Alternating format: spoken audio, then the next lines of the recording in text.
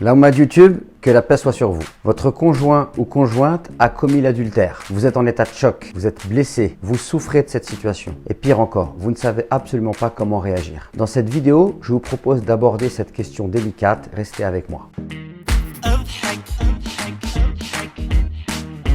La première chose que j'aimerais dire, c'est que commettre l'adultère, ce n'est pas simplement trahir son conjoint ou sa conjointe, mais c'est également trahir Allah subhanahu wa ta'ala. Car lorsqu'on se marie devant Allah subhanahu wa ta'ala et on établit un pacte. Donc l'adultère est extrêmement grave car en plus de trahir son conjoint ou sa conjointe, on trahit Allah subhanahu wa ta'ala. J'aimerais dire également que l'infidélité est un péché grave, autant pour la femme que pour l'homme, et l'islam ne fait aucune distinction dans ce cadre-là. J'aimerais ajouter que l'adultère est pire que la fornication, car l'adultère est le péché de la fornication plus le péché de la trahison. Lorsqu'une personne est trompée par son conjoint ou sa conjointe, elle se sent trahie dans sa chair, dans sa personne. Elle souffre. C'est une grande douleur et on peut tout à fait comprendre le désarroi d'une personne qui vit une telle situation. Et forcément, il est tout à fait naturel de penser à la rupture, de penser au divorce. Ceci étant dit, j'aimerais dans cette vidéo évoquer avec vous plusieurs cas de figure afin d'avoir plus de clairvoyance pour toutes celles et ceux qui pourraient être dans ce genre de situation ou alors qui pourraient avoir un proche qui leur demande conseil sur ce genre de problème.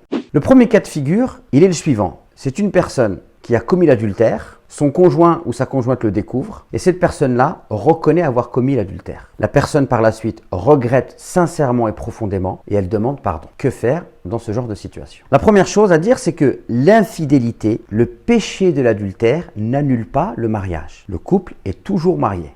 Et ce point est extrêmement important à préciser car beaucoup pensent que s'il y a eu tromperie, alors le mariage est forcément annulé, ce qui est totalement faux d'un point de vue islamique. Concrètement, ce qu'il faut faire, et je sais que c'est douloureux, mais il faut analyser les raisons qui ont amené la personne à commettre l'adultère. Parce que là aussi, il y a plusieurs possibilités qu'on peut imaginer. Lorsqu'on analyse les raisons qui ont poussé la personne à commettre l'adultère, il est possible qu'on puisse mettre en lumière des circonstances qui permettent de penser que ce couple va pouvoir se reconstruire. On peut donner un exemple d'une personne qui a été éloignée de son conjoint ou de sa conjointe pendant 1 an, 2 ans et qui s'est retrouvée dans une situation délicate et dans un moment d'absence et de faiblesse, la tentation était grande et la personne a succombé. Je précise que cela ne donne aucune excuse à celui qui a commis le péché. Et le péché reste le péché, il est toujours aussi grave. Mais la situation dans laquelle s'est retrouvée cette personne nous permet de penser qu'il est possible qu'il y ait une réconciliation, il est possible que ce couple se reconstruise. Par contre, lorsqu'une personne a commis l'adultère pendant plusieurs années, avec plusieurs personnes, et que cette personne-là l'a fait parce que, elle a du vice au fond d'elle, alors on peut s'interroger sur la possibilité de reconstruire un couple avec une telle personne.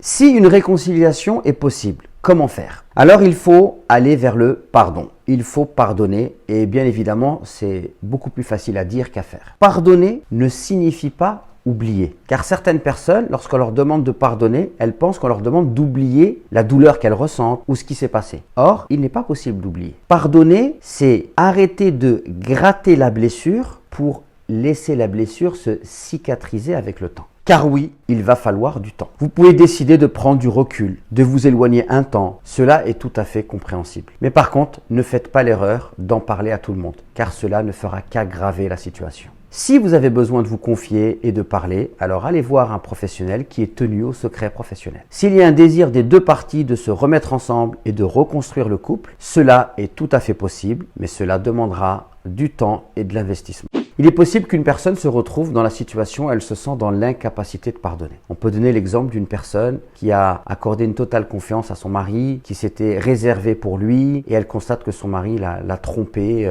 maintes et maintes fois. Elle se sent complètement trahie et elle ne se sent pas capable de lui pardonner. Si cette personne-là se sent réellement dans l'incapacité de pardonner, elle a beau tourner l'affaire dans tous les sens, alors elle doit écouter son fort intérieur et son ressenti et à ce moment-là, le divorce est la solution. Car sans le pardon, le couple ne pourra pas se reconstruire. Alors lorsqu'il y a le désir des deux parties de reprendre la vie commune, de reconstruire le couple, concrètement, il y a des choses à faire. Je rappelle qu'il n'y a pas de séparation imposée par l'islam. Par contre, il est bien de faire un dépistage MST. Le dépistage MST, c'est les maladies sexuellement transmissibles. Et si c'est la femme qui a trompé son mari, alors il est également fortement recommandé de faire un test de grossesse. Il y a un autre cas de figure, c'est lorsque l'infidélité, l'adultère est reconnu mais n'est pas regretté. Dans ce cas-là, il est évident que la réconciliation et la reconstruction du couple n'est pas possible. De plus, celui qui ne regrette pas ce qu'il a fait ne peut pas être pardonné. J'ai eu à gérer un cas, un jour où une femme avait commis l'adultère à plusieurs reprises et en fait, on l'avait forcée à se marier avec son mari et son mari voulait à tout prix la garder et elle ne cessait de lui dire « Je t'avais dit que je ne voulais pas me marier avec toi et que si on me forçait à me marier avec toi, je te trahirais. Tu n'as pas souhaité respecter ma volonté, donc aujourd'hui je commets l'adultère et je n'ai pas l'intention d'arrêter. » Il est évident que dans ce genre de situation, le divorce est la solution. Donc il y a un autre cas de figure maintenant, c'est lorsque une personne doute de la fidélité de son conjoint ou de sa conjointe. La première chose à dire, c'est qu'il est formellement interdit d'accuser son conjoint ou sa conjointe d'adultère sans preuve. Et quand je dis sans preuve, l'islam nous demande de fournir 4 témoins qui auraient vu l'acte en question. Autant dire qu'il est pratiquement impossible d'accuser une personne d'adultère, à moins d'avoir des preuves matérielles telles une vidéo ou des aveux. Que doit faire la personne qui doute de la fidélité de son conjoint ou de sa conjointe? Cette personne-là doit se poser la question suivante. Sur quelle base reposent mes doutes? Soyez extrêmement précis et factuel. Même pour vous, au lieu de dire « mon mari ou ma femme m'a trompé », dites « j'ai trouvé des SMS dans lesquels il a été dit telle et telle chose et voilà, ça me pose un problème ». Et ensuite, allez confronter votre partenaire avec les éléments que vous avez trouvés. Donc lorsque votre partenaire est confronté aux éléments que vous avez trouvés, s'il est dans le déni et il essaie de retourner la situation ou faire comme si de rien n'était, il est légitime pour vous de divorcer lorsqu'il n'est plus possible de faire confiance à votre conjoint ou à votre conjointe. Je vous donne un exemple. Si vous trouvez dans le téléphone de votre partenaire des SMS dans lesquels il exprime à une personne du sexe opposé son désir de rencontrer cette personne, de passer des moments intimes avec cette personne, alors il est tout à fait naturel de s'indigner de cela car ces comportements sont inacceptables. Et en cela, il y a une trahison déjà.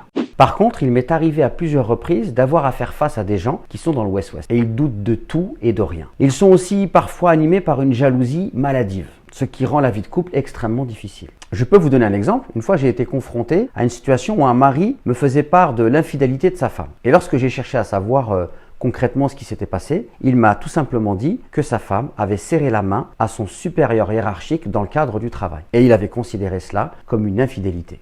J'aimerais terminer cette vidéo en disant que chaque histoire a ses particularités. Donc il ne faut pas aller vite en besogne, mais il faut prendre le temps de la réflexion et de l'analyse et prendre conseil auprès de professionnels, voire auprès de théologiens lorsque la question a des particularités, on va dire, théologiques. J'espère que cette vidéo vous sera utile. N'hésitez surtout pas à la partager, à vous abonner et à activer la petite cloche.